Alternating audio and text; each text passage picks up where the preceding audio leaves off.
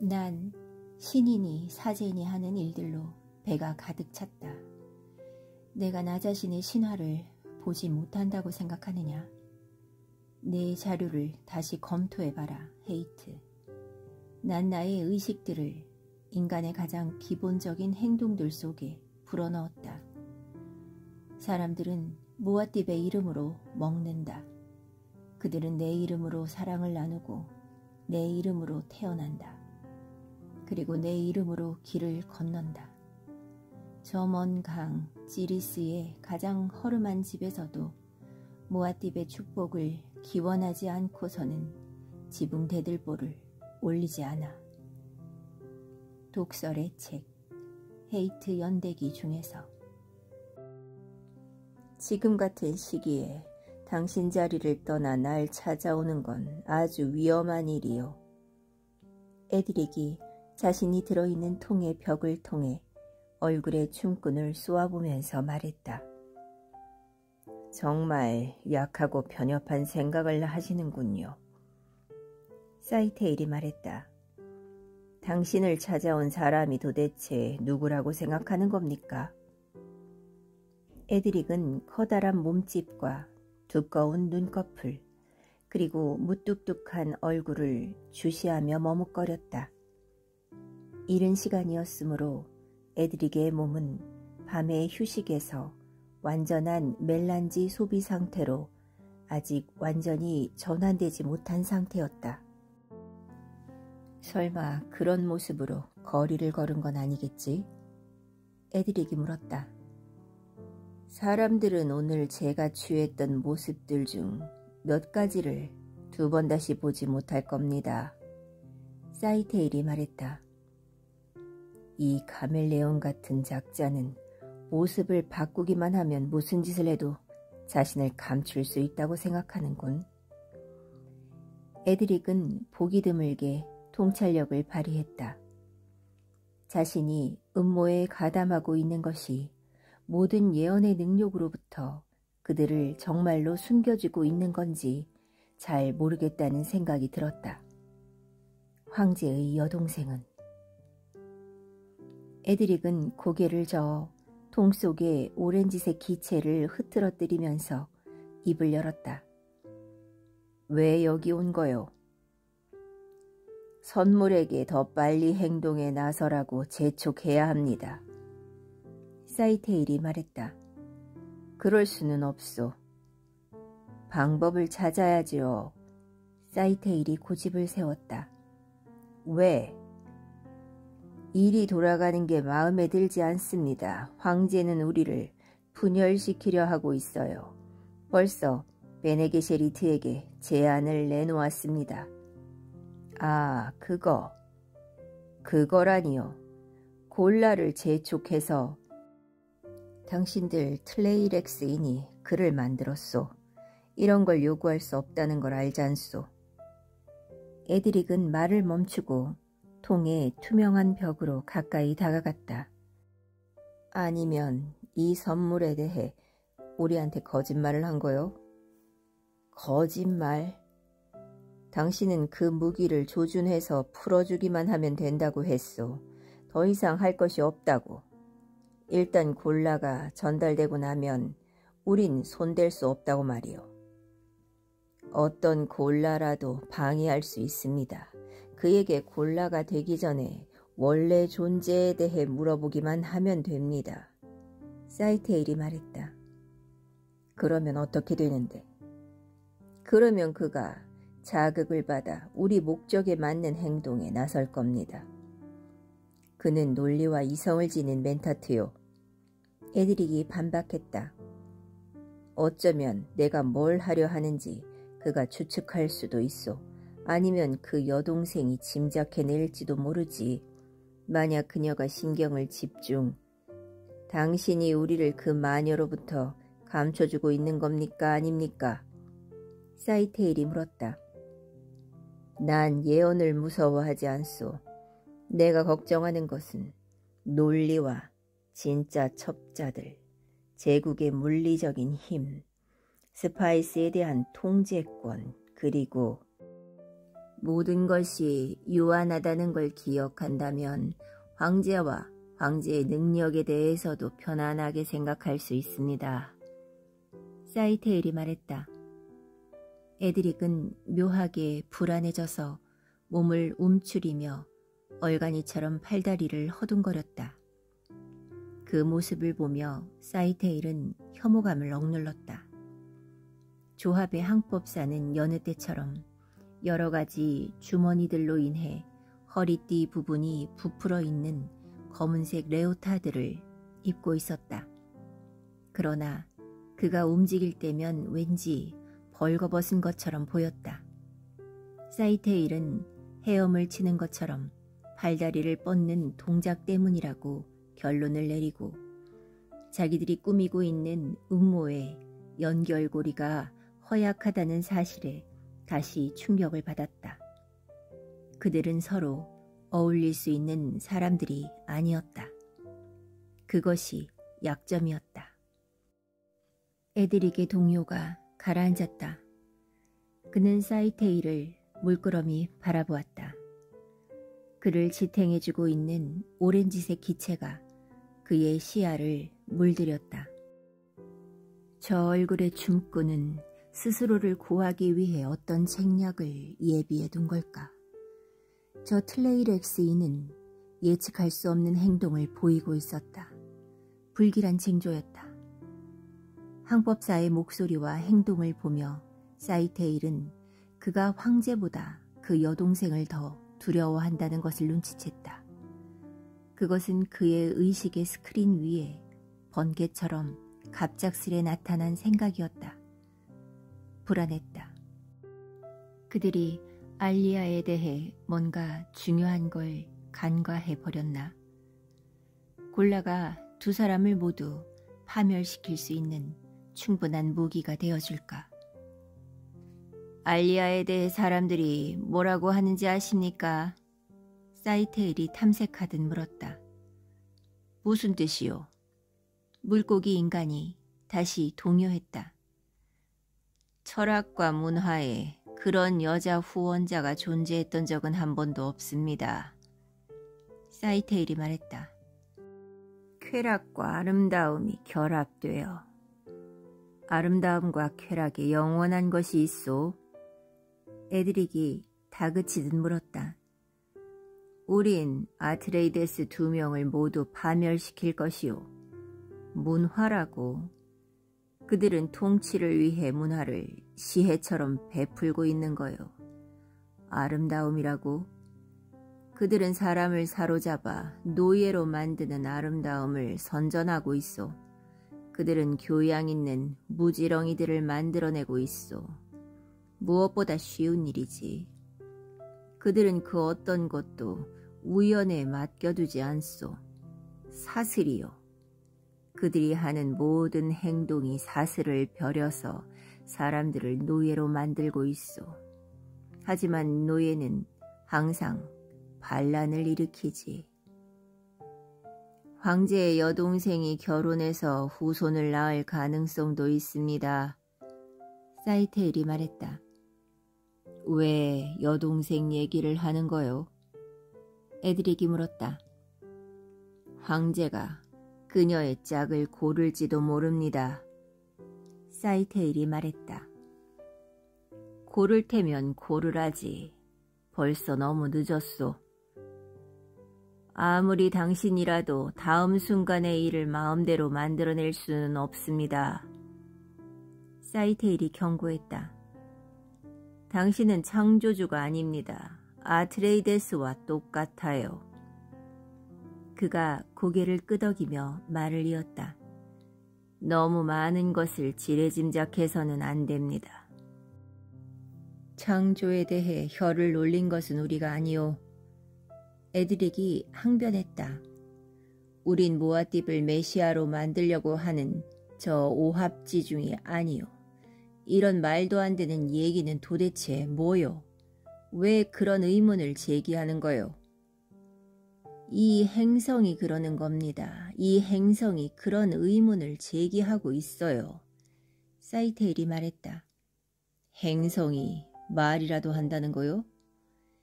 이 행성은 말을 합니다. 뭐? 이 행성은 창조를 말합니다. 밤에 바람에 날리는 모래, 그것이 바로 창조입니다. 바람에 날리는 모래. 잠에서 깨면 그날의 첫 햇빛이 새로운 세계를 보여줍니다. 모든 것이 신선한 모습으로 사람들의 발길을 받아들일 준비를 하고 있죠. 발길이 닿지 않은 모래, 창조? 에드릭은 생각했다. 갑작스러운 불안감에 가슴이 막히는 것 같았다. 자신이 들어있는 통에 제한된 공간, 주위를 둘러싸고 있는 방, 모든 것이 그에게 육박해 들어와서 그를 죄었다. 모래 위에 발자국. 당신은 프레맨처럼 말하는군. 에드릭이 말했다. 제 말은 프레맨의 생각을 옮긴 겁니다. 그 내용이 교훈적이죠. 사이테일이 에드릭의 말에 수긍했다. 그들은 프레맨이 새로운 모래 위에 발자국을 남기듯이 무아팁의 지하드가 우주에 발자국을 남기고 있다고 말합니다. 그들은 사람들의 삶 속에 그 발자국의 길을 그려놓았죠. 그래서 또 밤이 다가옵니다. 바람도 불어오고요. 사이테일이 말했다. 그렇소. 지하드는 유한하오. 무아팁은 자신의 지하드를 이용해서 그는 지하드를 이용하지 않았습니다. 지하드가 그를 이용했죠. 할 수만 있었다면 그는 지하드를 멈추게 했을 겁니다. 할 수만 있었다면? 그라면 쉽게. 입 다물어요. 사이테일이 호통치듯 말했다. 정신적인 역병을 멈출 수 있는 사람은 없습니다. 그 병은 엄청난 거리를 가로질러 사람에게서 사람으로 뛰어다니듯 옮겨지니까요. 전염성이 압도적이죠. 그 병은 아무런 보호장치도 없는 부분, 그러니까 우리가 그런 비슷한 전염병들의 조각을 박아놓은 부분을 공격합니다. 그런 걸 누가 막을 수 있겠습니까? 무아팁에게는 해독제가 없습니다. 그 병은 혼돈의 뿌리를 받고 있어요. 질서가 거기까지 닿을 수 있겠습니까? 그럼 당신도 전염된 거요? 에드릭이 물었다. 그는 오렌지색 기체 속에서 천천히 몸을 돌리며 사이테일의 말에 왜 저렇게 공포가 배어있는 걸까 생각했다. 저 얼굴의 춤꾼이 음모에서 떨어져 나간 걸까? 지금 미래를 들여다보면서 이 문제를 조사해 볼 방법은 없었다. 미래는 예언자들로 꽉 막힌 진흙탕이 되어 있었다. 우린 모두 전염되어 있습니다. 사이테일이 말했다. 그리고 그는 에드릭의 지적 능력에 심각한 한계가 있다는 것을 자신에게 일깨웠다. 어떻게 설명해야 저 조합원에게 이것을 이해시킬 수 있을까? 하지만 우리가 그를 파멸시키면 그 전염, 아무래도 당신은 무지한 상태 그대로 내버려둬야겠군요. 사이테일이 말했다. 하지만 내 의무감이 그걸 허락하지 않을 겁니다. 게다가 그건 우리 모두에게 위험해요. 에드릭은 몸을 움츠리며 물갈퀴가 달린 한쪽 발을 차서 자신의 몸의 움직임을 멈췄다. 발길질 때문에 다리 주위에서 오렌지색 기체가 세차게 움직였다. 이상한 말을 하는군. 그가 말했다. 이 모든 것은 폭발적인 성질을 갖고 있습니다. 사이테일이 한결 차분해진 목소리로 말했다. 언제라도 산산이 부서질 수 있어요. 그게 터지면 그 조각들이 수백 년이라는 시간 속으로 흩어질 겁니다. 모르겠습니까? 우린 전에도 종교를 다뤄본 적이 있소. 에드릭이 항변했다. 만약 이 새로운 이건 그냥 종교가 아닙니다. 사이테일이 말했다. 함께 음모에 동참한 동료에게 이렇게 거친 교육을 시키고 있는 것을 보면 데모가 뭐라고 할지 궁금하다는 생각이 들었다. 종교를 기반으로 한 정부는 다릅니다. 모아팁은 자신의 귀자라트를 모든 곳에 잔뜩 밀어넣고 과거 정부가 갖고 있던 기능들을 바꿔버렸습니다. 하지만 그에게는 영구적인 공무원 조직이나 상호 연결되어 있는 외교 조직이 없습니다. 그에게 있는 것은 섬처럼 권위가 고립되어 있는 주교들 뿐입니다. 각 섬의 중앙에는 한 사람이 있죠. 사람들은 개인적인 권력을 얻고 유지하는 법을 배웁니다. 질투도 하고요. 그들이 분열되면 우리가 그들을 하나하나 흡수할 거요. 에드릭이 흡족한 미소를 지으며 말했다. 머리를 잘라버리면 몸은 쓰러질. 이 몸에는 머리가 2개 있습니다. 사이테일이 말했다. 여동생 말이군. 결혼할 가능성이 있는. 그녀는 분명히 결혼할 겁니다. 당신 말투가 마음에 들지 않소, 사이테일. 난 당신의 무지가 마음에 들지 않습니다. 그녀가 결혼을 한다고 해서 뭐가 어쨌다는 거요? 그것이 우리 계획을 뒤흔든다는 거요? 우주를 뒤흔들 겁니다. 하지만 그들은 독특한 존재가 아니오.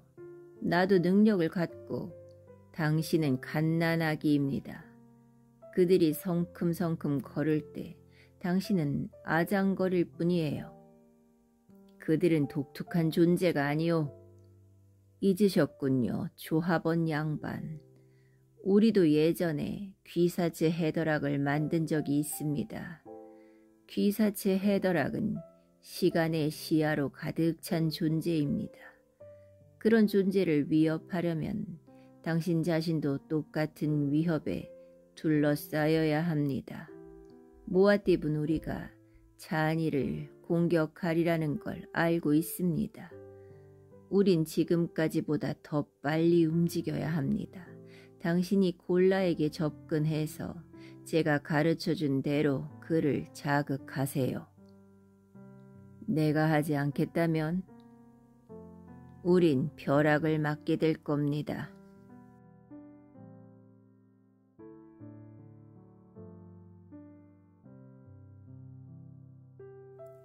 오, 많은 이빨을 가진 벌레여. 그대는 치료제가 없는 병을 부인할 수 있는가? 그대를 태초의 땅으로 유혹하는 육체와 숨결은 불의 문에서 몸부림치는 괴물들을 먹고 살지. 그대가 차려입은 옷에 로브는 없다. 그 옷은 신성에 취한 것을 감추기 위한 것인가, 아니면 타오르는 욕망을 감추기 위한 것인가. 벌레의 노래, 듄의 책 중에서. 폴은 골라를 상대로 그리스 나이프와 단검을 사용하며 훈련장에서 땀을 흘리고 나서 지금은 신전 광장을 내려다보는 창가에 서서 병원에 간 찬이의 모습을 상상하려 애쓰고 있었다. 임신 6주째인 그녀는 오전에 몸이 안 좋아졌다. 최고의 의사들이 소식이 있으면 연락할 것이다. 오후에 음울한 모래구름 때문에 광장 위의 하늘이 어두웠다. 프레맨들은 이런 날씨를 더러운 공기라고 불렀다. 의사들은 아예 연락을 안 할 작정인 걸까? 1초 1초가 그의 우주 안으로 들어오는 것을 꺼리며 힘겹게 지나갔다. 기다림, 기다림. 왈락의 베네 게세리트에게서는 아무 연락이 없었다. 당연히 일부러 미적거리는 것이다. 예지의 환영은 이런 순간들을 기록해 두었다. 그러나 그는 시간의 물고기가 그가 원하는 곳이 아니라 흐름에 따라 실려가는 곳에서 헤엄치는 지금이 더 좋았기 때문에 자신의 의식을 예언으로부터 차단했다. 지금 운명은 어떤 발버둥도 허락하지 않았다. 골라가 장비를 점검하며 무기를 선반에 얹는 소리가 들렸다. 폴은 한숨을 쉬며 한 손을 허리띠에 뻗어 방어막을 껐다. 방어막의 장이 움직이면서 간지러운 듯한 느낌이 그의 피부를 타고 내려갔다.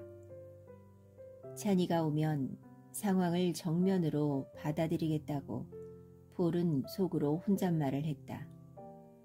그때가 되면 자신이 그녀에게 숨겼던 것이 그녀의 생명을 연장해 주었다는 사실을 받아들일 시간이 충분할 것이다.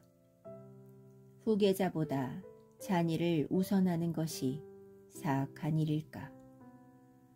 그가 무슨 권리로 그녀가 내려야 할 선택을 대신한 것일까? 바보 같은 생각이었다. 지금 같은 행동을 하지 않았을 때 벌어질 일이 무엇인지 아는 이상 어느 누가 망설이겠는가? 이런 행동을 하지 않는다면 노예굴, 고문, 고통스러운 슬픔, 그리고 그보다 더한 것들을 만날 것이다. 문이 열리는 소리와 자니의 발소리가 들렸다. 폴은 몸을 돌렸다. 자니의 얼굴에 살인의 그림자가 앉아 있었다. 그녀가 입고 있는 황금색 로브의 허리를 모아주는 널찍한 프레멘식 허리띠, 목걸이처럼 걸려있는 물꼬리들, 그리스 나이프에서 결코 멀지 않은 한쪽 엉덩이에 대고 있는 그녀의 손. 어떤 방에 들어가든 먼저 그 방을 조사하는 그녀의 날카로운 시선. 이 모든 것이 지금은 폭력의 배경일 뿐이었다. 그녀가 다가오자 그는 팔을 벌려 그녀를 꼭 끌어안았다. 누군가가 내게 오랫동안 피임약을 먹이고 있었어요. 내가 새로운 식단을 시작하기 전에. 그 때문에 출산할 때 문제가 있을 거예요.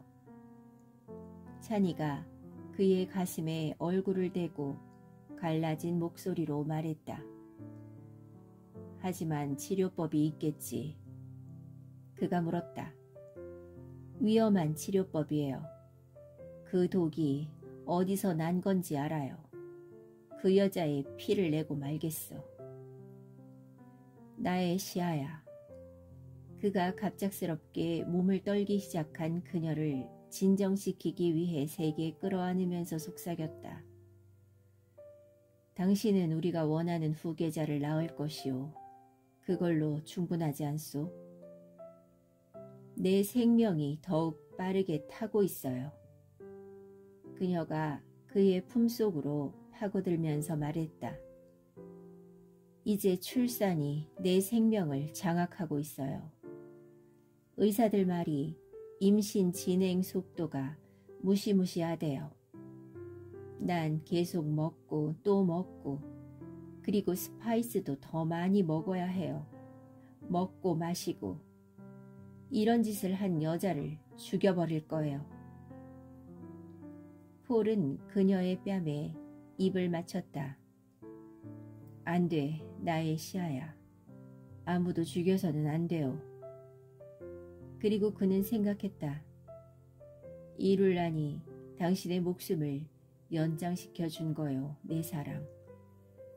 당신에게는 출산하는 때가 곧 죽음의 시간이야. 숨겨진 슬픔이 그의 골수를 고갈시키고 생명을 검은 플라스크 안에 비워버렸다. 찬이가 그를 밀듯이 그에게서 떨어졌다. 그 여자를 용서할 수 없어요. 누가 용서하라고 했소? 그럼 왜 죽이면 안 된다는 거죠? 이것은 너무나 단호한 프레맨식 질문이어서 폴은 큰 소리로 웃음을 터뜨리고 싶은 신경질적인 욕망에 거의 압도당할 뻔했다. 그는 그것을 감추려고 입을 열었다. 그래봤자 소용이 없을 테니까.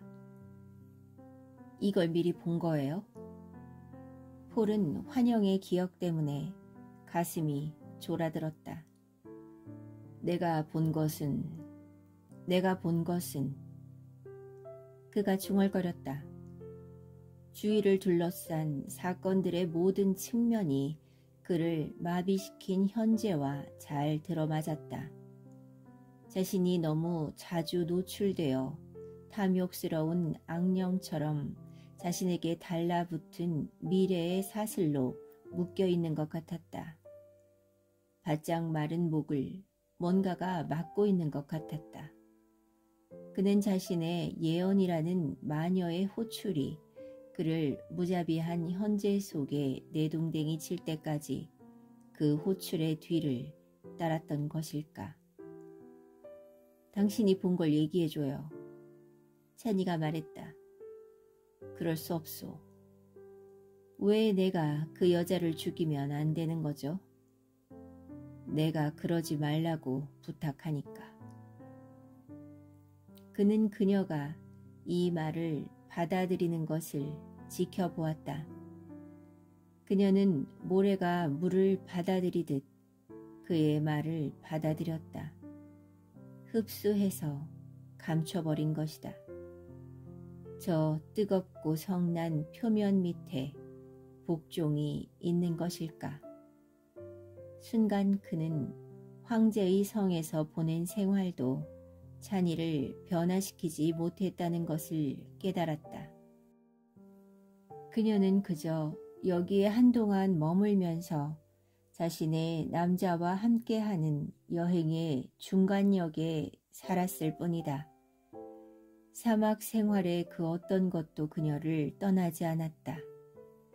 찬이가 그에게서 떨어져 훈련장의 다이아몬드 원 근처에서 기다리고 있는 골라를 흘끗 바라보았다. 저 사람하고 칼을 맞대고 있었나요? 그게 내가 더 잘하는 일이라서. 그녀의 시선이 바닥의 원으로 향했다가 다시 골라의 금속 눈으로 되돌아갔다. 마음에 들지 않아요. 그녀가 말했다. 그는 내게 폭력을 행사하도록 만들어지지 않았소. 폴이 말했다. 그걸 봤나요? 보지 않았소. 그럼 어떻게 알죠? 저 사람은 단순한 골라가 아니니까. 그는 던컨 아이다호요. 베넷 레이렉스가 그를 만들었어요. 그들은 자기들이 의도했던 것 이상의 결과를 얻었소. 그녀는 고개를 저었다. 그녀가 메고 있는 네조니 스카프 한 귀퉁이가 로브깃에 닿았다. 그가 골라라는 사실을 어떻게 바꿀 수 있다는 거죠? 헤이트, 너는 나를 파멸시키는 도구인가? 폴이 말했다. 지금 이곳의 실체가 바뀐다면 미래도 바뀝니다. 골라가 말했다. 저건 대답이 아니에요. 찬이가 항의했다. 폴은 목소리를 높였다. 내가 어떻게 죽게 되지, 헤이트? 골라의 인공 눈에서 빛이 반짝였다. 주인님은 돈과 권력 때문에 죽을 거라고 일컬어집니다, 주인님. 찬이의 안색이 굳었다. 저 사람이 어떻게 감히 당신한테 저런 말을 하는 거죠? 저 멘타트는 정직하오. 폴이 말했다. 던컨 아이다호는 진정한 친구였나요? 그녀가 물었다. 그는 나를 위해 자기 생명을 바쳤소. 슬픈 일이군요. 골라가 원래의 존재로 완전히 회복될 수 없다는 건. 찬이가 속삭였다. 저를 변환시키고 싶습니까? 골라가 찬이에게 시선을 향하며 말했다. 저게 무슨 소리죠? 찬이가 물었다. 변환된다는 건 돌이킨다는 거요. 하지만 이제 와서 돌이킬 수는 없소. 폴이 말했다. 사람은 누구나 자신의 과거를 지고 다닙니다. 헤이트가 말했다. 그럼 골라도? 폴이 물었다. 어떤 의미에서는 그렇습니다, 주인님. 그럼 너의 비밀스러운 육체 안에 있는 과거는 어떻지? 폴이 물었다. 찬이는 이 질문이 골라를 불편하게 만들었음을 알 수 있었다. 그의 동작이 빨라지고 주먹을 꼭 쥐었다. 그녀는 폴이 왜 그런 식으로 탐색하는 질문을 던졌는지 궁금해서 그를 흘낏 보았다. 이 생물을 원래의 존재로 회복시킬 방법이 있는 걸까? 골라가 자신의 진짜 과거를 기억해낸 적이 있나? 찬이가 물었다. 시도된 적은 여러 번 있었습니다. 헤이트가 말했다. 그의 시선은 자신의 발 근처 바닥에 못 박혀 있었다. 그러나 과거의 존재로 회복된 골라는 하나도 없습니다. 하지만 넌 그런 일이 일어나기를 갈망하고 있지. 폴이 말했다. 골라의 공허한 눈이 집요하고 강렬하게 폴에게 집중되었다. 네. 부드러운 목소리로 폴이 말했다. 방법이 있다면. 헤이트가 이상하게 경례를 하는 듯한 동작으로 왼손을 이마에 갖다 대면서 말했다.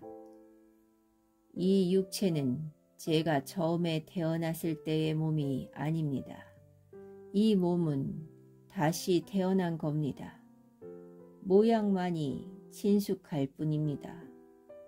이런 건 얼굴의 춤꾼도 할 수 있는 일입니다. 그렇게 잘 하지는 못하지. 폴이 말했다. 그리고 넌 얼굴의 춤꾼이 아니야. 그건 사실입니다, 주인님. 내 겉모양은 어떻게 만든 거지? 원래 세포에 유전자 속에 각인돼 있던 겁니다. 어딘가에 덩컨 아이다호의 모습을 기억하면서 모양을 형성하는 능력을 갖춘 뭔가가 있는 거로군. 버틀레리안 지하드 이전의 고대인들이 이 분야를 탐색했다고 하더군. 그 기억의 범위는 어느 정도이지, 헤이트? 그것이 원래의 존재에게서 무얼 배운 거야. 골라는 어깨를 으쓱했다. 그가 아이다호가 아니었다면요? 찬이가 물었다. 그는 아이다호였소. 확신할 수 있어요? 그녀가 물었다. 그는 어느 모로보나 던컨이요. 잠시라도 흐트러지거나 일탈하지 않고 저 모양을 저렇게 유지할 수 있을 만큼 강한 힘이 있다고는 생각할 수 없소. 주인님, 헤이트가 제동을 걸었다. 우리가 어떤 것을 생각할 수 없다고 해서 그것이 현실로부터 배제되는 것은 아닙니다. 사람으로서는 하지 않았을 일이지만 제가 골라이기 때문에 반드시 해야 하는 것들이 있습니다. 폴이 찬이에게 계속 시선을 둔 채 말했다. 봤소? 그녀가 고개를 끄덕였다. 폴은 깊은 슬픔을 억누르며 시선을 돌렸다. 그리고 발코니 창으로 다가가 커튼을 잡아당겼다. 갑작스레 찾아온 어둠 속에서 불빛이 켜졌다. 그는 로브의 장식띠를 단단하게 잡아당기고 자신의 뒤에서 소리가 나지 않는지 귀를 기울였다. 아무 소리도 없었다. 그는 몸을 돌렸다. 찬이가 골라에게 시선을 집중한 채 마치 무아지경에 빠진 사람처럼 서 있었다. 폴은 헤이트가 자기 존재의 내면으로 물러나 골라의 장소로 되돌아간 것을 알 수 있었다. 폴이 되돌아오는 소리에 찬이가 몸을 돌렸다. 그녀는 폴이 촉발시킨 그 순간에 아직 자신이 매여 있음을 느낄 수 있었다. 짧은 한순간 동안 골라는 강렬하고 생생한 인간이었다. 그 순간 그는 그녀가 두려워하지 않는 사람이었다. 사실 그녀는 그를 좋아하고 그에게 경탄하기까지 했다. 이제 그녀는 폴이 그렇게 탐색의 질문을 던진 목적을 이해했다. 그는 골라의 육체 안에 들어있는 사람을 그녀에게 보여주고 싶었던 것이다. 그녀가 폴을 물끄러미 바라보았다. 그 사람, 그가 덩컨 아이다호였나요? 그건 덩컨 아이다호였소. 그는 아직 거기 있어요. 그 사람이라면 이룰란의 목숨을 살려주는 걸 허락했을까요? 찬이가 물었다. 물은 아주 깊이 가라앉지 않았어. 폴은 생각했다. 그리고 입을 열었다. 내가 명령했다면 그랬을 거요. 이해를 못하겠군요. 당신도 화를 내야 하는 것 아닌가요? 그녀가 말했다. 난 화를 내고 있소. 당신의 말투는 화난 것 같지 않아요. 슬프게 들려요. 그는 눈을 감았다.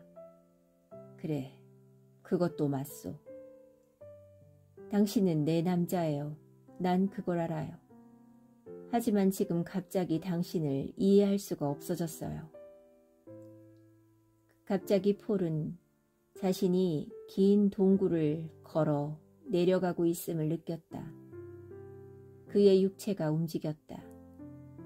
한 발이 움직이고 다시 다른 발이 움직였다. 그러나 그의 생각은 다른 곳에 있었다. 나도 나 자신을 이해하지 못하오. 그가 속삭였다. 눈을 떴을 때 그는 자신이 찬이에게서 떨어진 곳으로 움직였음을 발견했다. 그녀가 그의 뒤 어딘가에서 말했다. 내 사랑, 당신이 뭘 보았는지 다시는 묻지 않겠어요. 난 내가 당신에게 우리가 원하는 후계자를 주리라는 걸 알고 있을 뿐이에요. 그가 고개를 끄덕였다. 난 그걸 처음부터 알고 있었소. 그는 고개를 돌려 그녀를 유심히 살펴보았다. 찬이가 아주 먼 곳에 있는 것 같았다. 그녀가 몸을 똑바로 세우고 한 손을 자기 배에 댔다. 배가 고파요. 의사들이 전에 먹던 거보다 서너 배는 더 먹어야 한다고 했는데 무서워 죽겠어요. 여보, 진행이 너무 빨라요. 너무 빠르지. 그는 그녀의 말에 동의했다. 저 태아는 서두를 필요가 있다는 걸 알고 있어.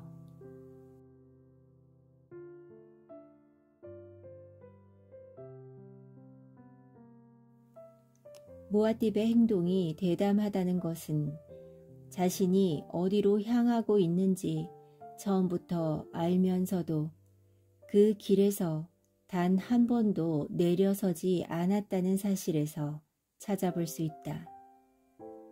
그분은 그것을 이렇게 분명히 표현했다. 내가 궁극의 종임을 드러내줄 시험의 시간에 이제 도달했음을 여러분에게 알린다. 이렇게 해서 그분은 모든 것을 하나로 짜 넣었다. 친구와 적이 모두 그분을 숭배하게 되도록. 그분의 사도들이 다음과 같은 기도를 한 것은 오로지 그런 이유 때문이다. 주님, 무아팁이 그분의 생명의 물로 감춘 다른 길들로부터 저희를 구해 주소서. 그 다른 길들을 상상할 때에는 깊디 깊은 혐오감을 느낄 수밖에 없다. 이암 엘-딘, 심판의 책. 전가를 가지고 온 사람은 찬이가 얼굴과 이름 그리고 가문을 알고 있는 젊은 여자였다. 그래서 그녀는 제국 경비대의 경비를 뚫고 들어올 수 있었다. 찬이는 바네르지라는 이름의 경비대 장교에게 그녀가 누구인지 알려주었을 뿐이다. 바네르지는 그 다음에 무아팁과의 만남을 주선해 주었다.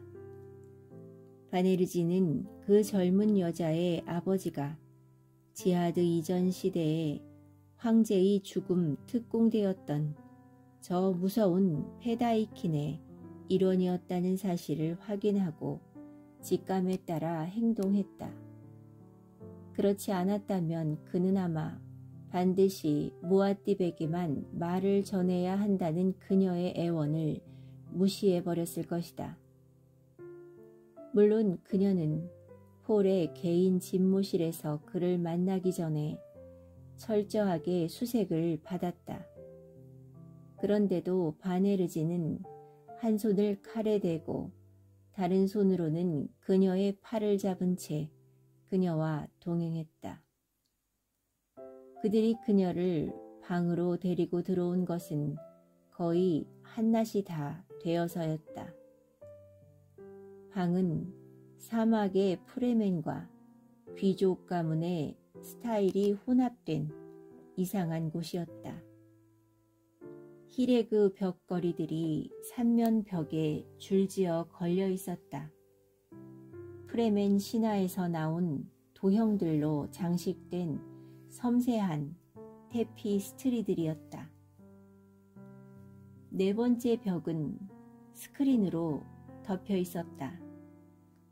은혜색 표면의 스크린 앞에는 달걀형 책상이 하나 놓여 있었는데 책상 위에는 태양계의 모형으로 만들어진 프레멘의 모래시계 하나뿐이었다.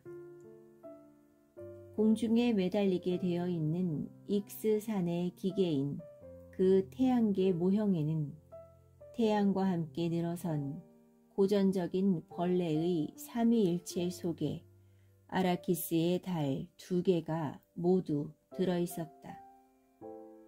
폴은 책상 옆에 서서 바네르지를 흘끗 바라보았다. 그 경비대 장교는 프레멘 경찰 관할구를 통해 올라온 사람으로 머리로 지금의 자리를 얻은 후 이름이 입증하듯 밀수업자 조상을 갖고 있음에도 충성심을 증명해 보인 인물이었다. 그는 거의 뚱뚱해 보일 정도로 몸이 건장했다. 검은 머리카락 몇 가닥이 젖은 듯한 그의 검은 이마에 이국적인 새의 볕처럼 흘러내려와 있었다. 그의 눈은 온통 푸른색이었으며 시선에는 흔들림이 없었다.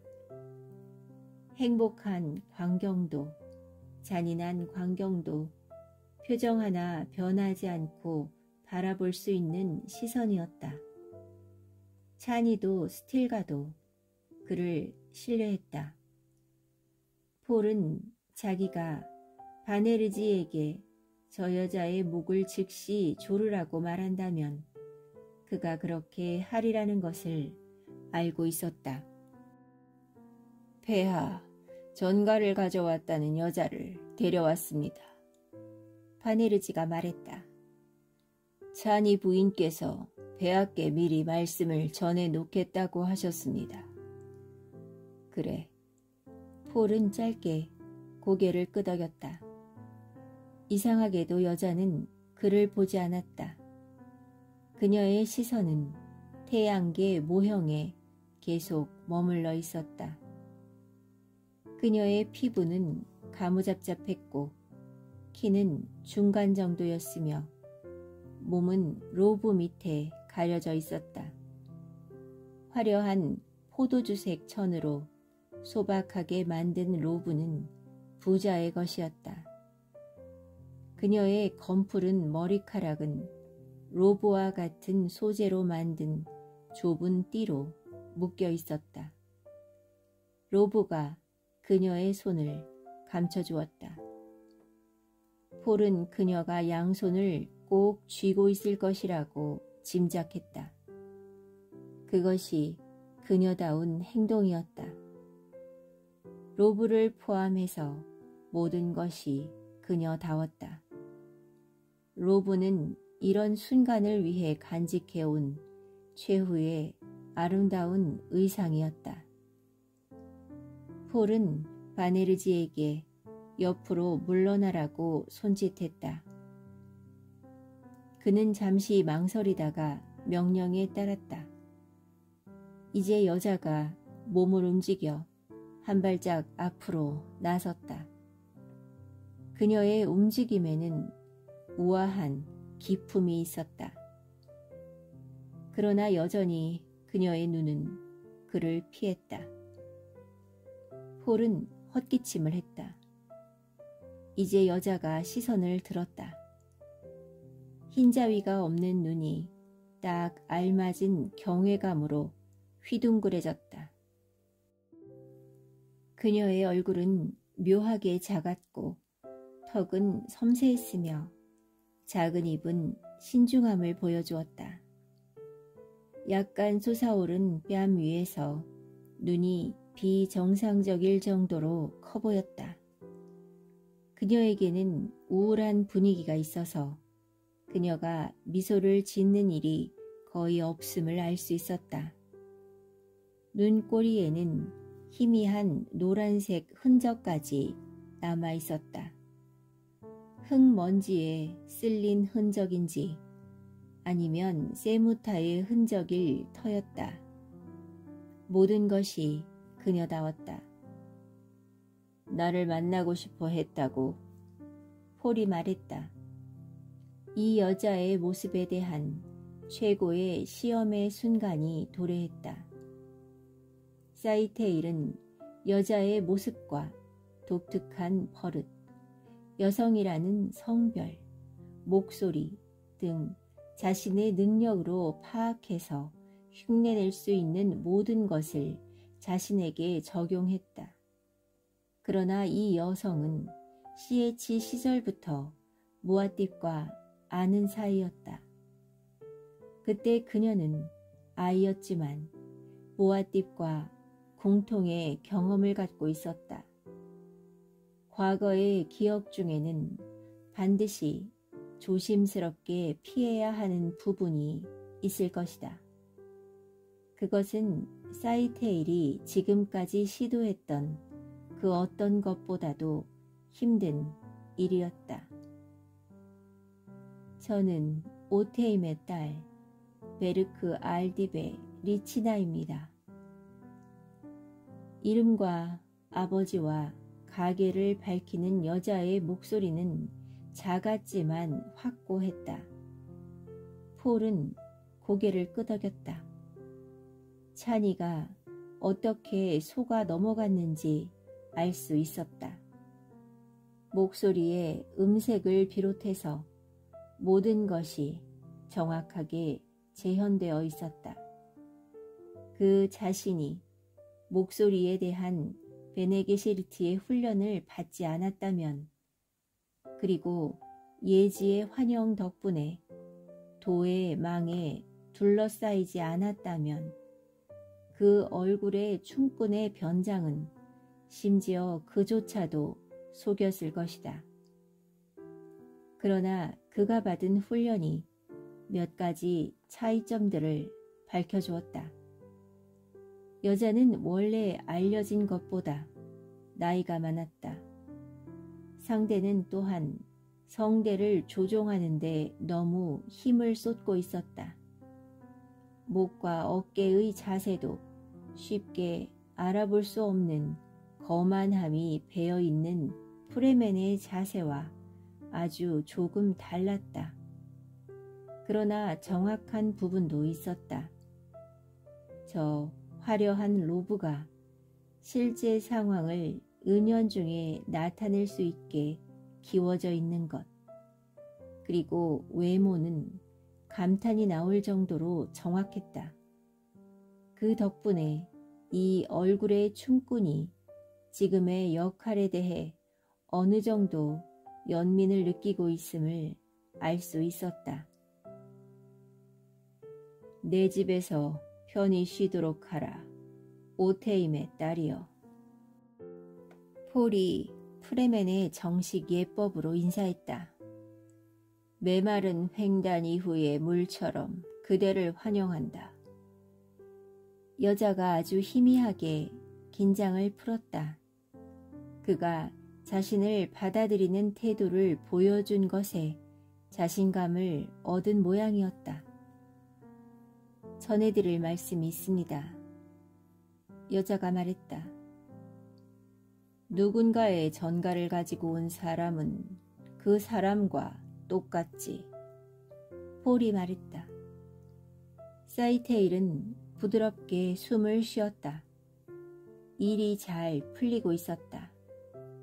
그러나 이제 가장 중요한 임무를 수행해야 했다. 아트레이데스를 반드시 특별한 길 위로 이끄는 것. 다른 어느 누구도 탓할 수 없는 상황에서 그가 프레멘 첩을 잃게 만들어야 했다. 그리고 그 일의 책임은 오로지 전능한 무아띠백에만 속하는 것이 되어야 했다. 그가 궁극적으로 자신의 실패를 깨닫고 그로 인해 클레이렉스의 대안을 받아들이게 이끌어야 했다.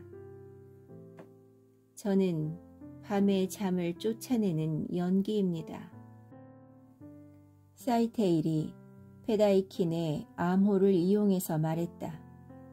나쁜 소식을 가져왔다는 뜻이었다. 폴은 차분함을 유지하려고 애썼다.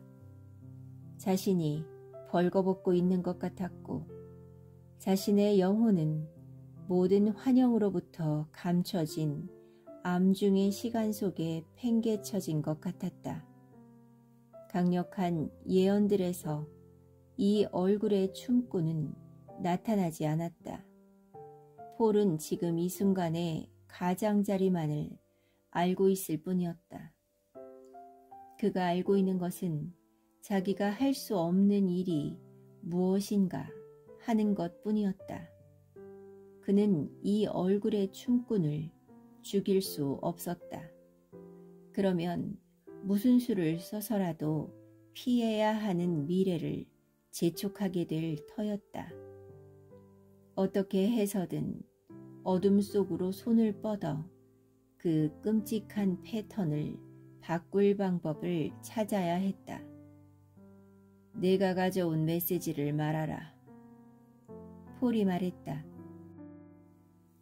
바네르지가 여자의 얼굴을 감시할 수 있는 곳으로 위치를 옮겼다. 그녀는 처음으로 그의 존재를 알아챈 것 같은 표정을 지으면서 그 그 경비대 장교의 손 밑에 있는 칼자루를 응시했다. 순수한 자들은 사악한 것을 믿지 않습니다. 그녀가 바네르지를 똑바로 바라보며 말했다. 아, 잘하는군. 폴은 생각했다. 그것은 진짜 리치나가 했을 법한 말이었다. 이미 죽어 모래 속에 시체로 누워있는 오테임의 진짜 딸 때문에 잠깐 가슴이 애이는 듯 아팠다. 그러나 그런 감정을 느낄 시간이 없었다. 그는 험악하게 인상을 찌푸렸다. 바네르지가 여자를 계속 주시했다. 제 메시지를 비밀스럽게 전달해야 한다는 명령을 받았습니다. 그녀가 말했다. 왜? 바네르지가 거친 목소리로 탐색하듯 추궁했다. 그것이 제 아버지가 바라는 바이니까요. 이 사람은 내 친구다. 나 역시 프레맨이 아니던가. 그러니 내 친구도 내가 듣는 말을 무엇이든 들을 수 있다. 폴이 말했다. 사이테일은 자신이 취하고 있는 여자의 모습을 부드럽게 진정시켰다. 이것이 정말 프레맨의 관습일까? 아니면 그를 시험하려는 것일까? 황제께서는 스스로 규칙을 만들어내실 수 있습니다. 사이테일이 말했다. 전할 말씀은 이겁니다. 제 아버지가 폐하께서 찬이님을 데리고 와주셨으면 합니다. 왜 찬이를 데려오라는 건가? 찬이님은 폐하의 여인인 동시에 사이아 디나이십니다. 이것은 저희 부족의 규칙에 따른 물의 문제입니다. 제 아버지가 프레멘 방식에 맞게 말씀하신다는 것을 찬이님이 반드시 확인하셔야 합니다. 프레멘이 음모에 가담하고 있는 게 틀림없군. 폴은 생각했다. 이 순간은 앞으로 틀림없이 다가올 일들과 잘 맞아떨어졌다. 그런데 그에게는 이 길에 몸을 던지는 것 외에 다른 대안이 없었다. 내 아버지가 무엇에 대해 말할 예정이냐? 폴이 물었다. 폐하를 해치려는 음모에 대해 말씀하실 겁니다. 프레맨들이 꾸민 음모에 대해서요. 왜 내 아버지가 직접 말을 전하러 오지 않은 거지? 바네르지가 힐문했다. 그녀는 폴에게서 시선을 떼지 않았다. 아버지는 여기 오실 수 없습니다. 음모를 꾸미는 자들이 아버지를 의심하고 있습니다. 아마 여기 올 때까지 목숨을 보존하지 못하셨을 겁니다. 그래도 너한테는 음모를 폭로하지 않았느냐? 어떻게 자기 딸에게 이렇게 위험한 임무를 맡길 수 있는 거지? 바네르지가 물었다. 자세한 내용은 모아띠만이 여실 수 있는 디스트랜스 속에 봉해져 있습니다. 제가 아는 것은 거기까지입니다. 그럼 왜 디스트랜스를 보내지 않은 거지? 폴이 물었다. 그건 인간 디스트랜스입니다. 그녀가 말했다. 그럼 내가 가겠다. 하지만 혼자서 갈 것이다. 폴이 말했다. 찬이님이 반드시 같이 오셔야 합니다. 찬이는 아이를 갖고 있어. 프레멘 여인이 언제 그런 걸 내 적들이 그녀에게 쉽게 구별하기 어려운 독약을 먹였다. 난산이 될 거야.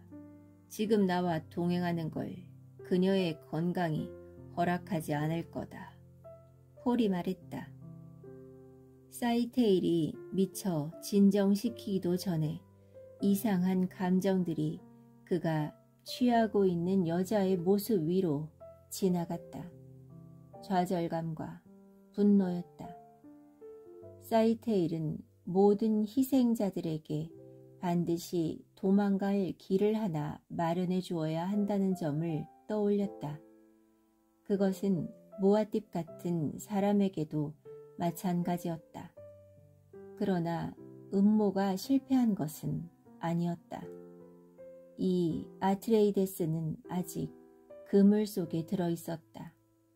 그는 하나의 패턴 속에 단단히 길든 생물이었다. 그는 그 패턴과 정반대되는 것을 향해 길을 바꾸느니 자신을 파괴해버릴 것이다. 플레이렉스인들이 만든 퀴사츠 헤더락의 경우에는 그랬다. 이 사람도 마찬가지일 것이다. 그럼 그 다음에는 골라가 있었다.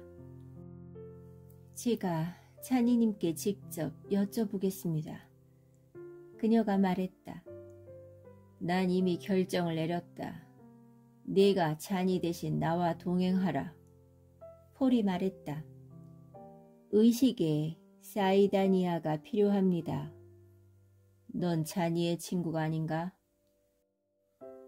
덫에 갇혔군. 그가 의심하는 건가? 아니야. 그는 프레멘답게 신중한 것뿐이야. 그리고 피임약을 먹인 건 사실이지 뭐. 다른 방법들이 있으니까. 사이테일은 생각했다. 아버지께서 제게 돌아오지 말라고 하셨습니다. 사이테일이 말했다. 폐하께 보호를 요청하라고 하셨죠. 아버지는 폐하께서 저를 위험에 빠뜨리지 않을 거라고 하셨습니다. 폴은 고개를 끄덕였다. 감탄스러울 정도로 그녀다운 말이었다. 그는 이 보호 요청을 거부할 수 없었다. 그녀는 아버지의 명령에 복종해야 한다는 프레멘의 관습을 내세울 터였다. 그럼 스틸가의 아내 하라를 데리고 가겠다. 내 아버지에게 가는 길을 우리에게 말하라. 스틸가의 아내를 믿어도 된다는 걸 어떻게 아십니까? 내가 분명히 알고 있으니까. 하지만 저는 모릅니다. 폴은 입을 꾹 다물었다가 말했다. 내 어머니는 살아계시는가? 제 생모는 샤이 훌루드께 갔습니다. 제 두 번째 어머니는 아직 살아서 아버지를 돌보고 계십니다.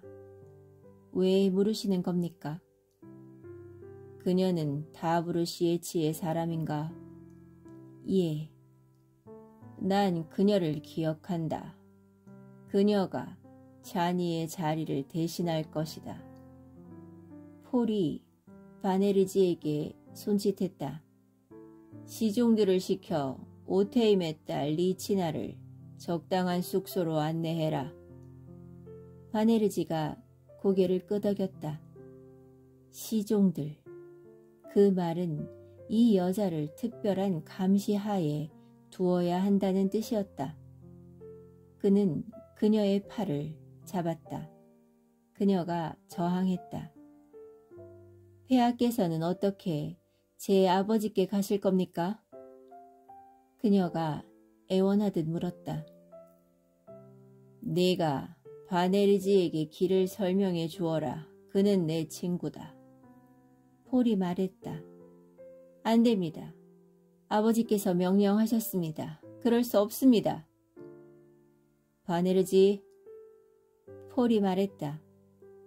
바네르지가 잠시 모든 움직임을 멈췄다.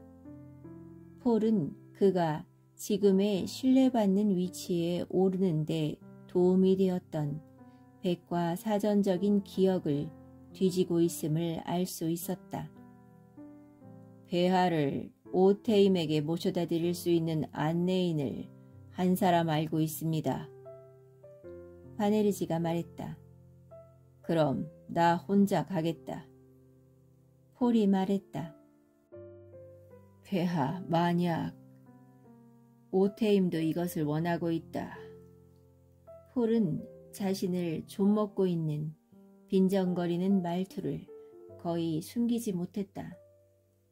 폐하, 너무 위험합니다. 바네르지가 반대했다. 아무리 황제라도 가끔은 위험을 무릅쓸 필요가 있는 법이다. 결정은 내려졌다. 내 명령에 따르라. 폴이 말했다. 내키지 않는 동작으로 바네르지는 얼굴의 춤꾼을 방에서 데리고 나갔다. 폴은 책상 뒤에 텅 빈 스크린으로 시선을 돌렸다. 자신이 일정한 높이에서 무조건 낙하하는 돌덩이를 기다리고 있는 것 같은 기분이 들었다. 바네르지에게 저 여자의 진짜 정체를 이야기해 주어야 할까? 그럴 수는 없었다. 그런 사건은 그의 환영이라는 스크린 위에 나타난 적이 없었다. 여기서 조금이라도 길을 벗어난다면 폭력을 재촉하는 결과를 낳을 터였다. 지렛대가 되어줄 순간을 찾아야 했다. 그가 의지의 힘으로 스스로 환영에서 벗어날 수 있는 장소를, 그런 순간이 존재한다면 말이지.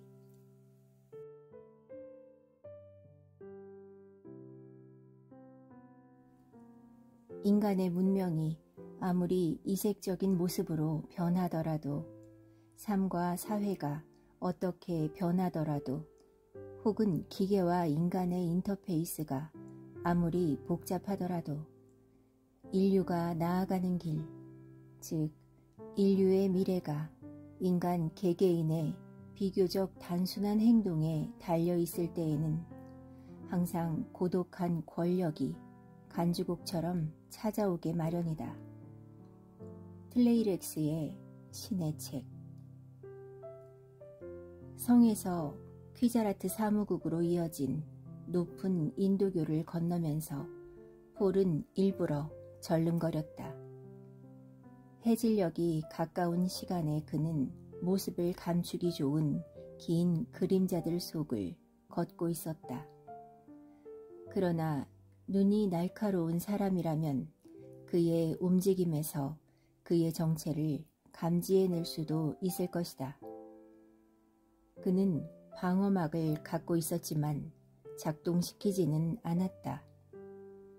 방어막의 어른거림이 의심을 불러일으킬지도 모른다고 그의 보좌관들이 결론을 내렸기 때문이다. 폴은 왼쪽을 흘끗 바라보았다. 끈 모양의 모래 구름들이 블라인드 모양의 덧창처럼 석양 위에 가로놓여 있었다. 사막복의 필터를 통해 들어오는 공기는 히레그에서처럼 건조했다. 그가 혼자 나온 것은 아니었다. 그러나 그가 밤에 혼자 거리를 걷는 것을 그만둔 이후 경비망이 이렇게 느슨했던 적은 없었다. 야간 탐색기를 갖추고 겉으로 보기에는 무질서하게 머리 위 높은 곳에 떠있는 오니소프터들은 모두 그의 옷 속에 감춰진 송신기를 통해 그의 움직임과 연결되어 있었다. 아래쪽 거리를 걷고 있는 것은 선발된 병사들이었다. 다른 병사들은 황제가 프레멘처럼 사막복과 테막 사막 장화를 갖춰 입고 얼굴을 거무스름하게 칠해 변장한 모습을 보고 도시 구석구석으로 흩어졌다. 황제의 뺨은 플레스틴 삽입물 때문에 모양이 달라져 있었고 왼쪽 턱에는 집수 튜브가 드리워져 있었다. 인도교의 반대편 끝에 다다르자 폴은 흘끗 뒤를 돌아보며 자신의 거처의 발코니를 가린 돌격자 옆에 움직임을 확인했다. 의심할 바 없이 찬이었다. 그녀는 이번의 모험을 사막에서 모래알 찾기라고 불렀다. 이 쓰라린 선택에 대해 그녀가 잘 모르니까 할 수 있는 말이었다. 고통스러운 것들 중에서 한 가지를 고르려 하다 보면 덜 고통스러운 것조차 거의 참을 수 없을 만큼 고통스러워진다는 생각이 들었다. 감정적인 고통을 느낀 흐릿한 한순간, 그는 찬이와 헤어지던 순간을 다시 경험했다. 마지막 순간에 찬이는 타오의 힘으로 그의 감정을 살짝 맛보았으나 그것을 잘못 해석했다. 위험이 도살인 미지의 것 속으로 들어가는 사람이 사랑하는 사람과 헤어지면서 경험하는 감정을 그가 느끼고 있다고 생각했던 것이다. 내가 몰랐다면 얼마나 좋을까? 그는 생각했다. 그는 인도교를 다 건너 사무국 건물을 통해 위쪽 통로에 들어섰다. 발광구가 고정되어 있는 이곳에서 사람들이 일 때문에 바삐 움직이고 있었다. 퀴자라트는 절대로 잠을 자지 않았다. 폴은 문 위에 내걸린 표찰들의 시선을 빼앗겼다. 마치 그것들을 처음 보는 사람 같았다. 고속, 조종사, 바람 증류, 예언의 전망, 신앙의 시험, 종교 복음물, 무기, 신앙의 보급. 관료주의의 보급이라는 표찰이 더 정직했을 거라고 그는 생각했다. 일종의 종교적 공무원이 그가 다스리는 온 우주에 불쑥 나타났다. 퀴자라트의 이 새로운 멤버는 다른 종교에서 개종한 사람인 경우가 많았다. 그들이 프레멘을 밀치고 핵심적인 자리에 들어서는 일은 거의 없었지만 대신 모든 틈을 메우고 있었다. 그들은 불로장생의 효과뿐만이 아니라 자신이 경제적 여유가 있는 사람임을 보여주기 위해 멜란지를 이용했다. 그들은 황제, 조합, 베네게셰리트, 랜드스라드 가문, 퀴자라트 등 자신을 통치하는 자들과는 별개의 존재였다. 그들의 신은 관례와 기록이었다. 멘타트와 천재적인 서류 정리 시스템이 그들의 부하였다. 그들의 교리 문답서에 가장 먼저 나오는 단어는 편의주의였다. 그러나 그들은 버틀레리안의 계율에 대해 거칠애로 적절한 충성을 표시했다. 그들은 기계가 인간 정신을 본떠 만들어질 수는 없다고 말했지만 자신이 인간보다 기계를, 개인보다 통계를, 상상력과 적극성이 필요한 친밀한 개인적 접촉보다 직접적인 관계가 없는 일반적인 견해를 더 선호한다는 사실을 모든 행동에서 드러냈다.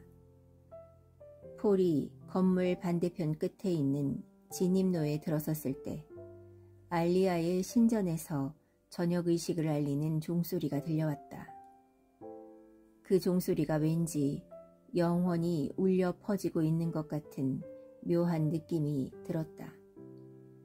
사람들이 바글거리는 광장 건너편의 신전은 새 것이었고 그곳에서 치러지는 의식들도 최근에 고안된 것이었다. 그러나 아라킨 외곽의 사막 저지대에 있는 신전 전체의 분위기는 조금 달랐다. 바람에 실려온 모래에 풍화되기 시작한 돌과 플레스틴, 신전 주위에 아무렇게나 들어선 건물들, 이 모든 것이 음모를 꾸미듯 동시에 작용해서 이곳이 전통과 신비로움으로 가득 찬 아주 오래된 곳이라는 인상을 주었다. 그는 이제 북적거리는 사람들 속으로 내려와 있었다. 완전히 모험에 몸을 던진 것이다.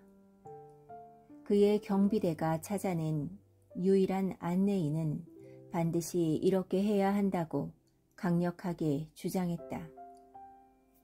경비대는 폴이 즉각적으로 동의를 표한 것을 마음에 들어 하지 않았다. 스틸가는 훨씬 더했다. 그리고 찬이는 누구보다도 심하게 반대했다. 그의 주위의 사람들은 그의 몸을 스치고 지나가면서도 아무 생각 없이 무심코 그가 있는 쪽을 흘끗 바라보고는 그냥 지나갔다. 그것이 그에게 묘한 행동의 자유를 주었다. 사람들은 프레맨을 이렇게 대하도록 길들여져 있었다.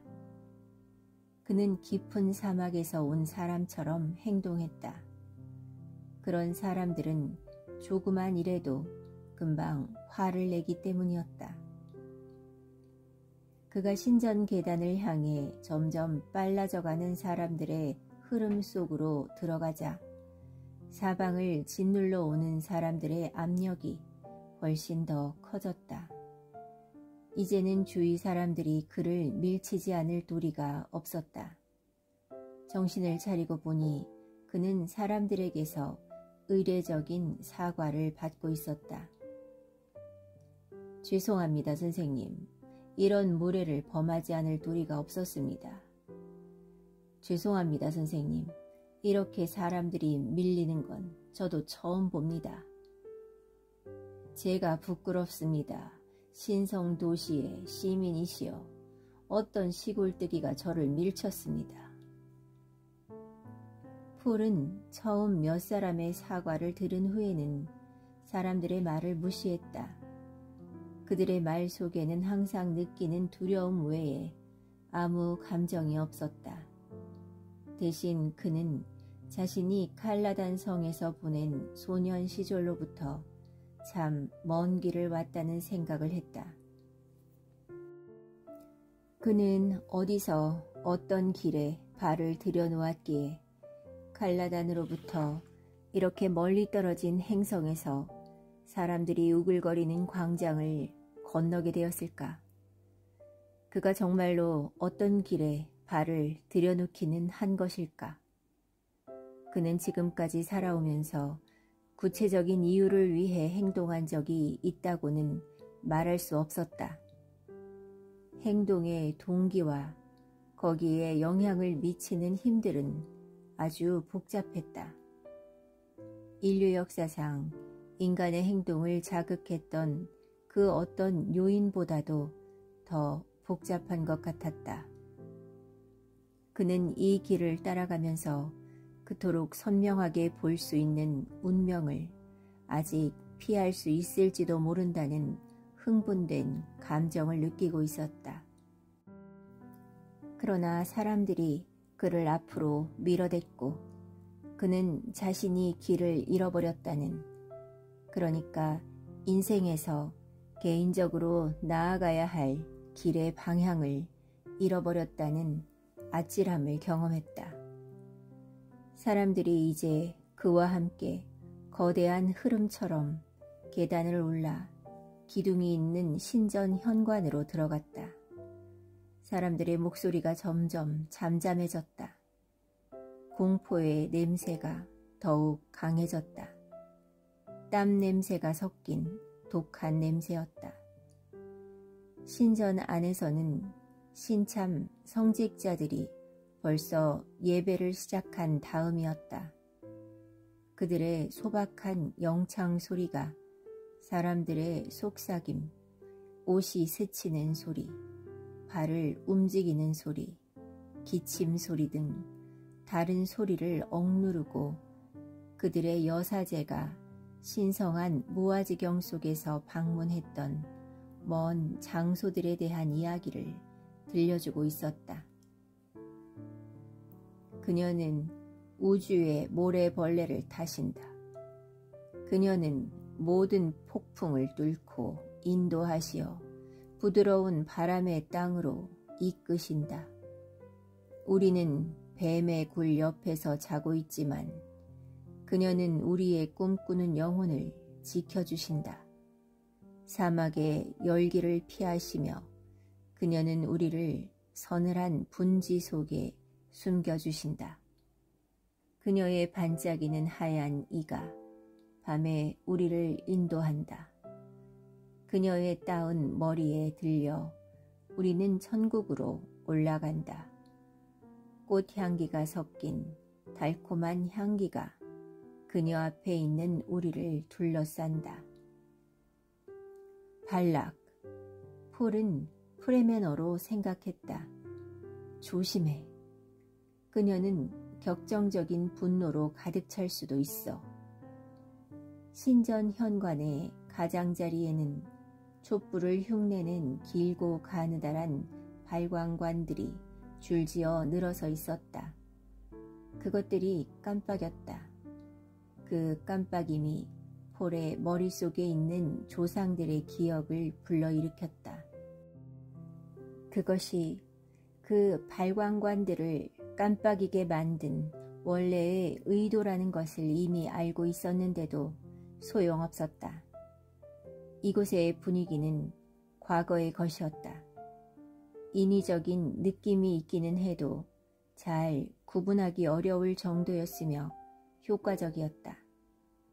그는 여기에 자신이 손을 보탰다는 사실을 증오했다.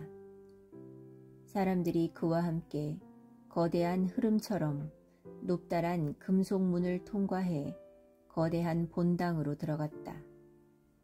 머리 위 높은 곳에는 깜빡이는 불빛들이 달려있고 멀리 떨어진 반대편 벽에는 눈부시게 불을 밝힌 제단이 있는 음울한 곳이었다. 제단 뒤에 얼핏 보기에는 소박하지만 전혀 소박하지 않은 검은 나무로 만든 물건이 있었다. 프레멘 신화에서 따온 모래 무늬들이 거기에 잔뜩 새겨져 있었고 숨겨진 조명들이 선택문의 장 위에서 북부지방의 무지개를 만들어내고 있었다. 그 빛의 장막 밑에 7줄로 늘어서서 영창을 하고 있는 신참 성직자들이 으스스해 보였다. 검은 로브와 하얀 얼굴, 그리고 똑같이 움직이는 입 때문이었다. 폴은 주위의 순례자들을 유심히 살펴보았다. 열중하고 있는 그들의 모습과 그는 들을 수 없는 진실에 귀를 기울이는 듯한 분위기에 갑자기 시기심이 일었다. 그들은 이곳에서 그에게는 주어지지 않은 어떤 것, 신비스러울 정도로 치유의 효과가 있는 어떤 것을 얻은 듯했다. 그는 조금씩 제단으로 가까이 다가가려고 했지만 팔에 손이 닿는 감각에 움직임을 멈췄다. 폴은 재빨리 주위를 둘러보다가 어떤 늙은 프레멘의 탐색하는 듯한 시선과 마주쳤다. 불쑥 튀어나온 눈썹 밑에 푸른색 뿐인 눈에 그를 알아본 기색이 있었다. 이름 하나가 폴의 머릿속을 스치고 지나갔다. 라시르, CH 시절의 동료였다. 주위를 꽉 메운 사람들 속에서 폴은 만약 라시르가 폭력적인 일을 계획하고 있다면 상대할 방법이 전혀 없다는 것을 깨달았다. 노인이 모래먼지로 더러워진 로브 밑에 한 손을 감추고 가까이 밀착해왔다. 로브 밑의 손은 틀림없이 크리스 나이프 자루를 잡고 있을 터였다. 폴은 최선을 다해 공격에 저항할 준비를 했다. 그러나 노인은 폴의 귀 쪽으로 머리를 움직이더니 이렇게 속삭였다. 다른 사람들과 함께 가야 합니다. 그것은 안내인이 정체를 밝히는 신호였다. 폴은 고개를 끄덕였다. 라시르가 뒤로 물러서서 제단을 향해 얼굴을 돌렸다. 그녀는 동쪽에서 오신다. 신참 성직자들이 노래했다. 태양은 그녀의 등 뒤에 서 있다. 모든 것이 노출된다. 눈부신 빛 속에서 그녀의 눈은 빛도 어둠도 어떤 것도 놓치지 않는다. 울부짖는 듯한 레바바 소리가 귀에 거슬리는 소리를 내며 사람들의 목소리를 가로질러 그들을 잠잠하게 만들고 침묵 속으로 물러났다.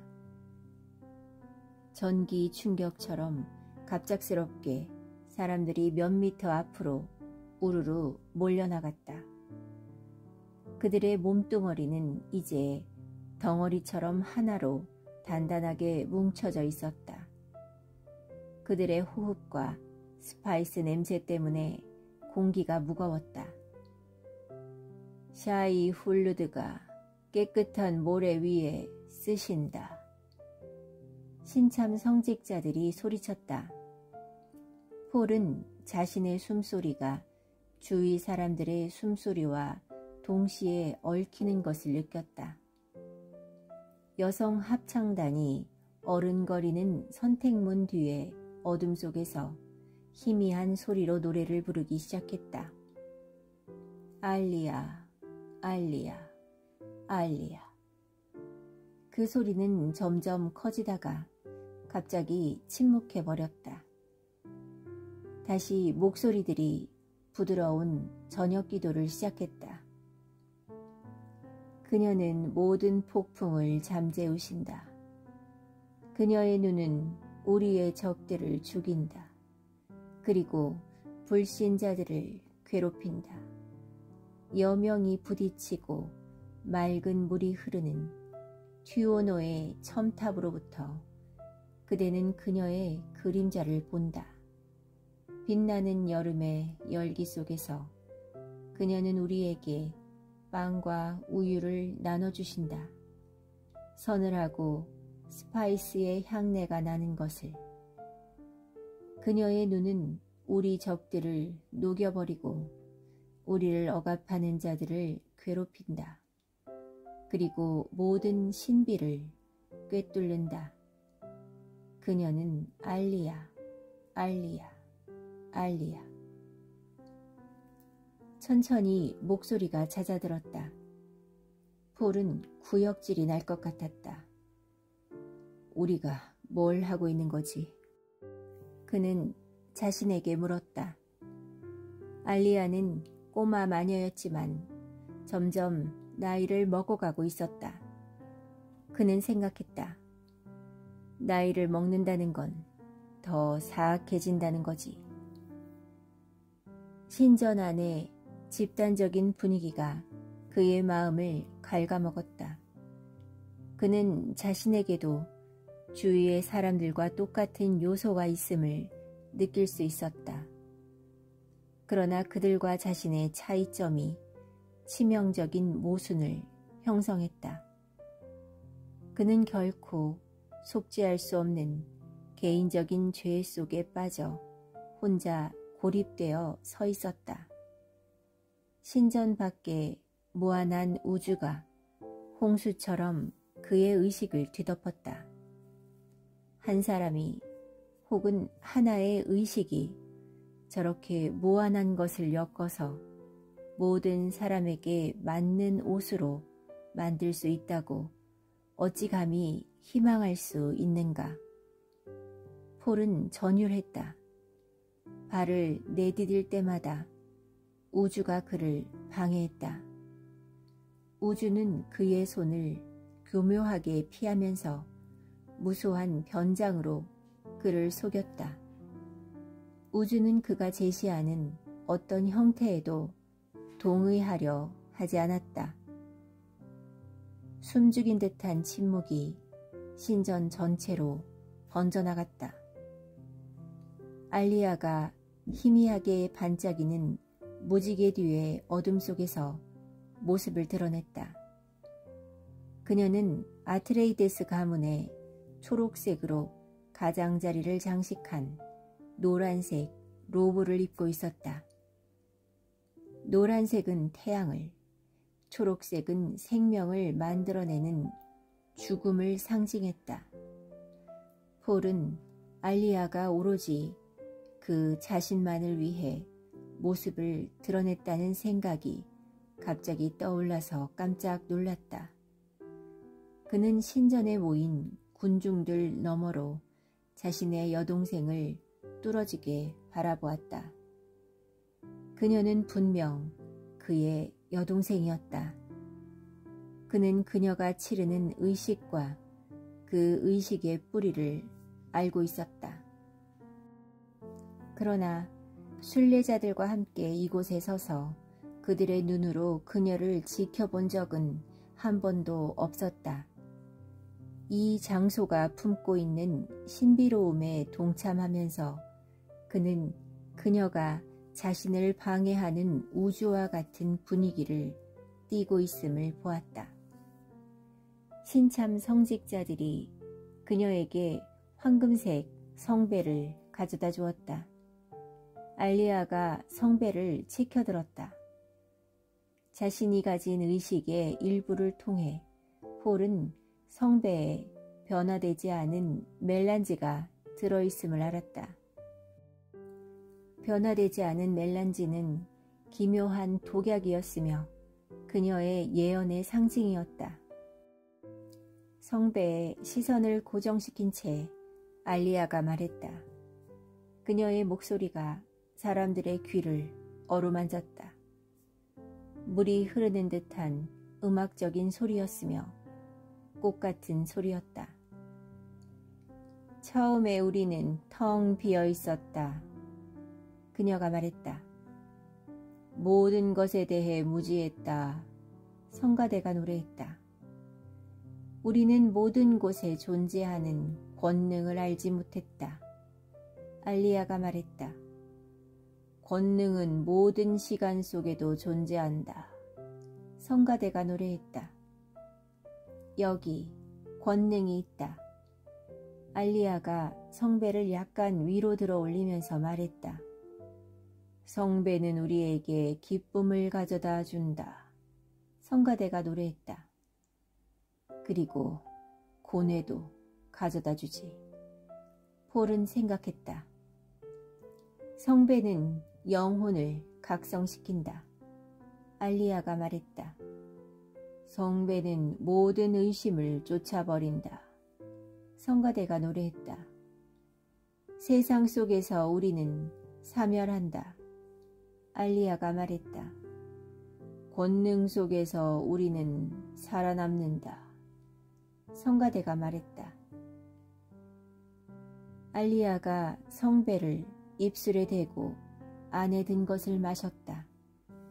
폴은 자신이 이 군중들 속에 가장 비천한 순례자들과 다름없이 숨을 멈추고 있음을 깨닫고 경악을 금치 못했다. 알리아가 지금 어떤 것을 겪고 있을지 직접적인 경험으로 알고 있는데도 그는 도의 망에 걸려 있었다. 그 타는 듯한 독약이 자신의 몸속을 돌아다닐 때의 기억이 떠올랐다. 그의 의식이 독을 변화시키는 티끌이 되자 시간이 멈췄을 때의 기억이 떠올랐다. 그는 모든 것이 가능해지는 시간의 초월 속으로의 각성을 다시 경험했다. 그는 알리아가 지금 경험하는 일을 분명히 알고 있었다. 그러나 이제 보니 자신은 그것을 알지 못했다. 신비가 그의 눈을 가리고 있었다. 알리아가 몸을 부르르 떨며 무너지듯 무릎을 꿇었다. 폴은 넋을 잃은 순례자들과 함께 숨을 토해냈다. 그리고 고개를 끄덕였다. 그를 덮고 있던 베일이 조금 들어 올려지기 시작했다.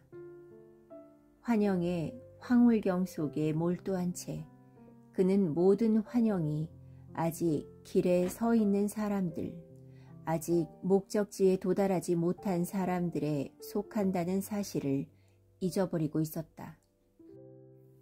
환영 속에서 사람은 현실과 실체가 없는 사건을 구분하지 못하고 어둠 속을 통과하게 마련이었다.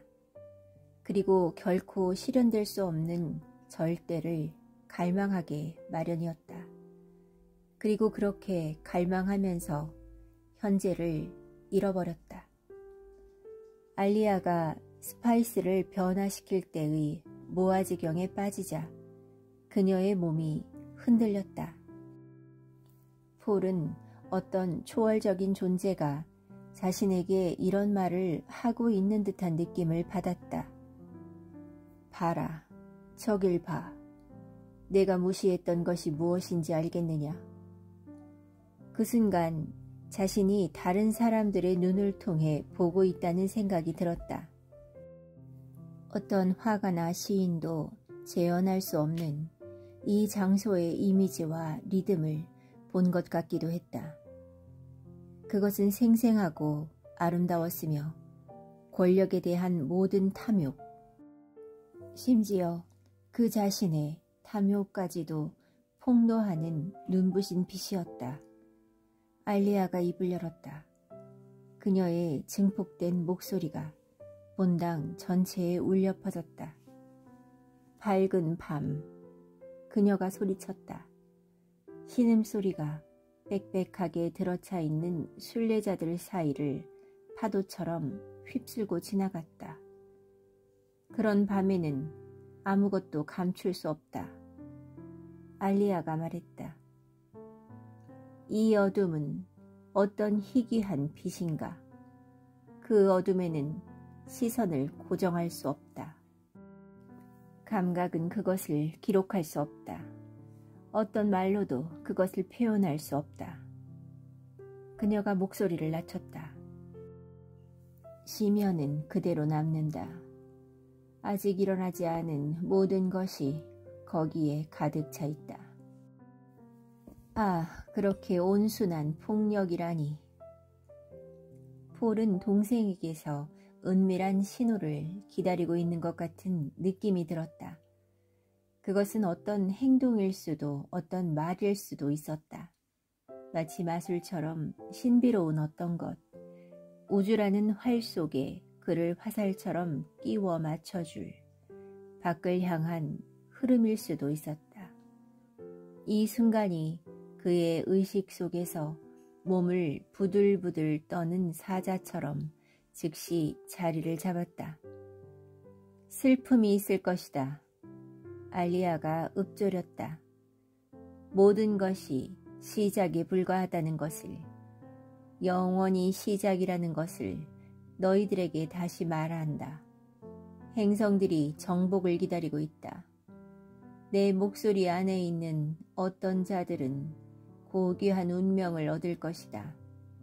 너희들은 내가 지금 하는 말을 잊어버리고 과거를 비웃을 것이다. 온갖 차이 속에 조화가 있다. 폴은 알리아가 고개를 숙이는 순간 실망감으로 소리를 지르고 싶은 것을 참았다. 그녀는 그가 기다리던 말을 해주지 않았다. 그의 몸이 바싹 마른 껍데기처럼 느껴졌다. 사막의 곤충이 내팽개친 껍데기 같았다. 다른 사람들도 분명히 비슷한 것을 느끼고 있을 거라고 그는 생각했다. 주위에서 동요가 느껴졌다. 갑자기 폴의 왼쪽 저 멀리에서 군중 속에 섞여 있던 한 여자가 소리를 질렀다. 그것은 말이 아니라 고뇌의 소음이었다. 알리아가 고개를 들었고 폴은 자신과 알리아 사이의 거리가 사라져버렸다는 들뜬 기분을 느꼈다. 마치 그녀에게서 겨우 몇 센티미터 떨어진 곳에서 그녀의 멍한 눈을 직접 들여다보고 있는 것 같았다. 누가 나를 부르는가? 알리아가 물었다. 접니다. 여자가 소리쳤다. 저예요, 알리아님. 오, 알리아님, 도와주세요. 제 아들이 무리탄에서 죽었다고 합니다. 그 애가 정말 죽었나요? 제 아들을 다시는 못 보는 건가요? 다시는? 그대는 모래 속에서 뒷걸음질을 치려 하는구나. 알리아가 읊조리듯이 말했다. 잃어버린 것은 하나도 없다. 모든 것은 나중에 되돌아온다. 그러나 변화된 모습으로 되돌아온 것을 그대가 알아보지 못할 수도 있다. 알리아님, 무슨 말씀인지 모르겠어요. 여자가 울부짖었다. 그대는 공기 속에서 살고 있지만 공기를 보지 못한다. 알리아가 말했다. 목소리에 날카로움이 있었다. 그대는 도마뱀인가? 그대의 목소리에는 프레멘 말씨가 있다. 프레멘이 죽은 자를 되살리려 하는 건가? 죽은 자에게서 물 외에 우리가 필요로 하는 것이 무엇인가? 본당의 중앙 아래쪽에서 값비싼 빨간색 외투를 입은 남자가 양손을 치켜들었다. 소매가 흘러내려 하얀 천으로 덮인 팔이 드러났다. 알리아님, 그가 소리쳤다. 사업에 대한 제안을 받았습니다. 그걸 받아들여야 할까요? 그대는 거지와 같은 마음으로 이곳에 왔다. 알리아가 말했다. 그대는 황금 사발을 찾고 있지만 단검밖에 찾지 못할 것이다. 어떤 사람을 죽여달라는 부탁을 받았습니다. 누군가가 오른쪽으로 조금 떨어진 곳에서 소리쳤다. CH의 어조가 섞인 묵직한 목소리였다. 그 부탁을 받아들여야 할까요? 그걸 받아들이면 제가 해낼 수 있을까요? 시작과 끝은 하나이다. 알리아가 쏘아붙였다. 전에도 말하지 않았던가? 그대는 그 질문을 하려고 여기 온 게 아니다. 무엇을 믿지 못하기에 여기에 와서 그 믿음과 어긋나는 말을 외치는 것인가? 알리아님이 오늘 밤에는 아주 불쾌하신 모양이야. 폴과 가까운 곳에 있던 어떤 여자가 중얼거렸다. 알리아님이 저렇게 화난 모습을 본 적이 있어? 저 애는 내가 여기 있다는 걸 알고 있어. 폴은 생각했다. 환영 속에서 뭔가를 보고 화가 난 건가? 나한테 화를 내고 있는 건가?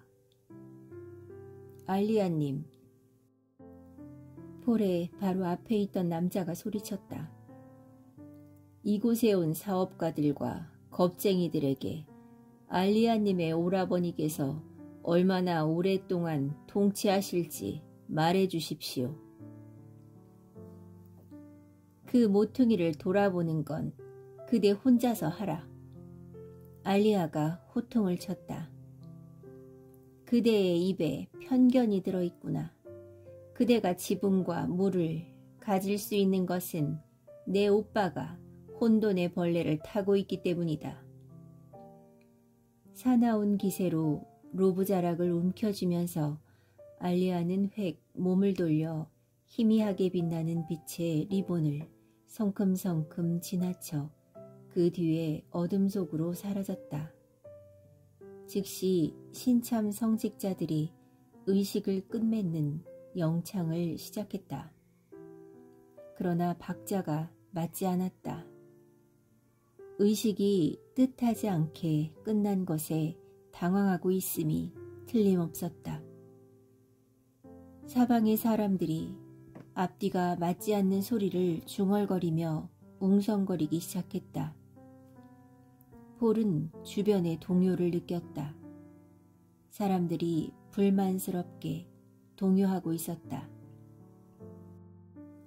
자기 사업에 대해 멍청한 질문을 한 그 바보 때문이야. 폴과 가까운 곳에 있던 여자가 투덜거렸다. 그 위선자. 알리아는 과연 무엇을 보았을까? 미래의 어떤 길을 본 걸까? 이곳에서 오늘 밤 뭔가가 일어나서 예언의 의식을 망쳐버렸다. 대개 사람들은 알리아에게 자기들의 비루한 질문에 대답해달라고 떠들어대곤 했다. 그들이 거짓처럼 예언을 구한다는 말은 사실이었다. 그는 전에 제단 뒤에 어둠 속에 숨어 의식을 지켜보면서 그들의 그런 꼴을 많이 보았다. 오늘 밤에는 뭐가 달랐던 걸까? 늙은 프레멘 안내인이 폴의 소매를 잡아당기며 고갯짓으로 출구를 가리켰다. 사람들이 벌써 그쪽 방향으로 밀려가고 있었다. 폴은 자신을 짓누르는 그들의 흐름에 몸을 맡겼다. 안내인의 손이 그의 소매를 잡고 있었다. 그 순간 자신의 몸이 더 이상 스스로 통제할 수 없는 어떤 힘의 현신이 되었다는 느낌이 그의 내면에서 일었다. 그는 비존재가 되었다.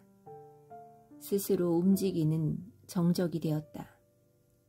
그 비존재의 중심에 그가 존재했다.